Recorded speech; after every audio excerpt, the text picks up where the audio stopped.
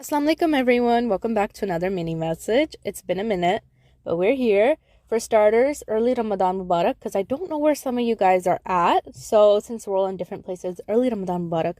May Allah allow this to be a really good one for you. So I have so many things that I've been wanting to talk to you guys about, and don't worry, the Ramadan series, yeah, I'm making it. It's getting made. It's getting made. We're like basically done. Like I just gotta confirm 2-3 things. Yeah, Ramadan series is here, guys. I have a special Ramadan series that I will be dropping in Ramadan that I try to do every year, something new. And so yes, alhamdulillah, if Allah wills, I think I will be dropping one this Ramadan as well. So this Ramadan series that I will be dropping is going to be very, very different than things that I've done before.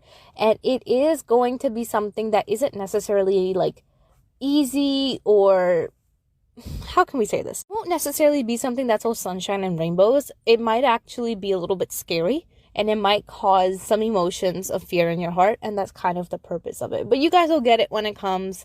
It'll explain everything. Anyway, I wanted to share and just talk about Ramadan goals for a minute, and I like to kind of mention this every year because Ramadan is actually the time when most people start listening to Islamic podcasts for the first time. So I always like to put out this type of reminder to remind people. So number one, when it comes to setting goals, obviously one, be realistic, right?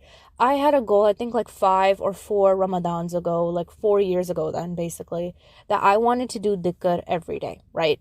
And alhamdulillah, it's only Allah that allows you to do things, but I've been doing it since then. And that was my main goal that Ramadan, and I've brought it out since then, right? And again, it's Allah subhanahu wa ta'ala allows it to happen, but it's been happening since then. So here's what I will tell you. I see a lot of these like little workshops, these little things where people are making Ramadan journals, people are making Ramadan goals. It's very cute, as a girly, we love the aesthetics, we love the little things, but I'm going to be realistic with you guys. I always believe that it's nice to have a Ramadan journal. It's nice to have those goals and whatnot. But I know some people who kind of, buy an entire journal and they just fill it up with Ramadan goals.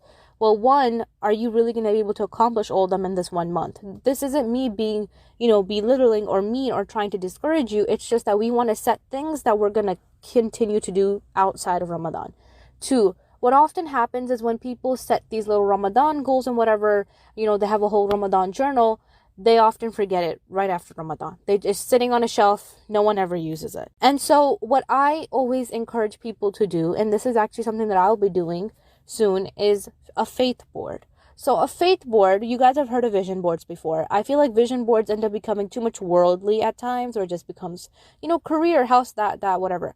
I think making a faith board is always really nice. I don't think there's anything wrong with writing down your Ramadan goals on a piece of paper. You should do that as well. I do it too.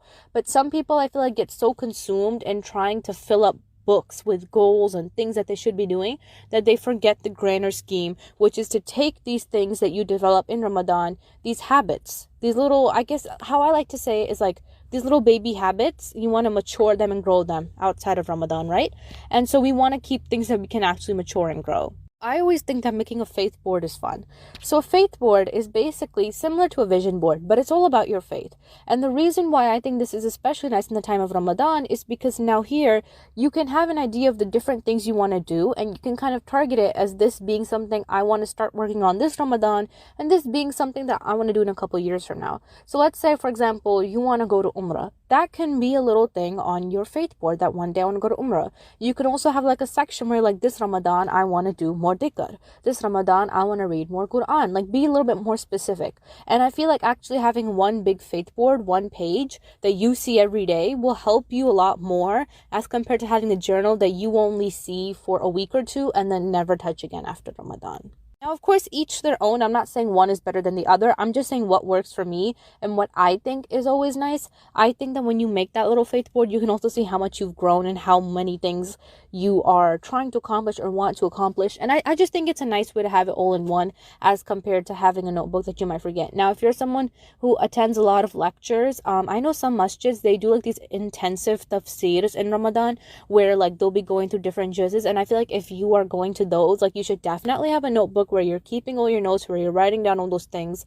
But if you want something for like a bigger scheme of goals on what you want for yourself, I think a faith board is nice. Now, coming to an actual discussion on setting goals and realistic goals for people who might not have any. So this is not meant to be mean. I'm just giving examples of goals. This might sound a little bit blunt, but I'm going to say in a more realistic way and how I think you should walk yourself through some of these things.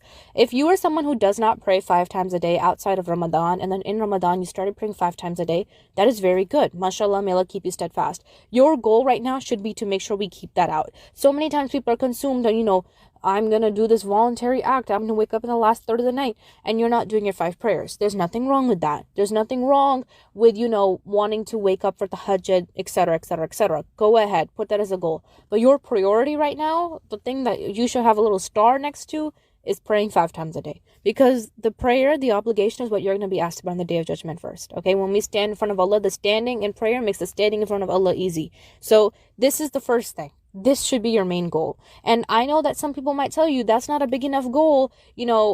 Praying is a bare minimum. Whatever people might tell you doesn't matter, right? Because at any point, we're all at different levels. What might be a bare minimum for somebody might be a max for somebody. What might be a max for somebody is a bare minimum for somebody. It doesn't matter what other people think. Right now, this is about you and your relationship with Allah and the fact that you're going to meet Allah one day, and standing in prayer and completing this fard is the most important thing, okay? So that's an example. If you are somebody who does read Quran, who does pray, 5 times a day, who even has some, voluntary acts that they do daily, here are some random things that I think could be fun for you to try. I think increasing the amount of salawat that you do. So have a goal that you have in mind. So let's say 300 a day, 500 a day. That's always a nice thing to try to do, and it's obviously very, very rewarding. I think another goal that you can have for yourself, if you haven't already, learn Allah's 99 names.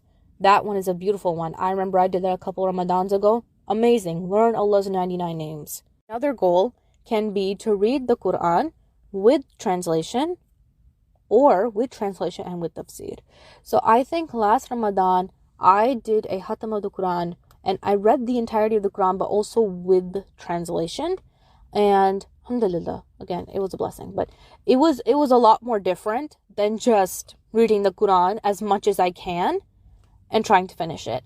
I had a friend last Ramadan who read only half the Quran, which is still a lot. She read half the Quran, but she read the half with translation and with tafsir, and she said that she connected with the Quran in ways she never did before. Okay, so that's something I'd recommend to people. If you want to do both, but you feel like you won't have enough time, I think you can do the khatam of the Quran, read the Quran, whatever, and then also have the English translation besides it, read that. But if you also want to do tafsir, have select surahs that you want to learn about and go learn about them, whether that's through reading or listening to a scholar. Oh my god, y'all, sorry, this mini message was not mini at all. This should have been a podcast episode. My bad. If you guys want more goal ideas for both categories, if you're someone who's starting to get into doing more ibadat, or if you're someone who has been doing it and you want new goals, something new to help your iman that you haven't done frequently, let me know and I'll make another mini message talking about just straight up goals that you guys can set. But whatever it is, whatever ideas I give, whatever I might share, you know what you need to do at your time. That's my whole point here. You know what you need to do. You know how you need to get it done. So, social media might tell you a bunch of goals. I might tell you a bunch of goals, but you know what is best for you. So at the end of the day, take it slow. Whatever you grow here, you want to take care of it and you want to nurture it outside of Ramadan. Take care of yourself. Have a great rest of your day. Assalamu alaikum.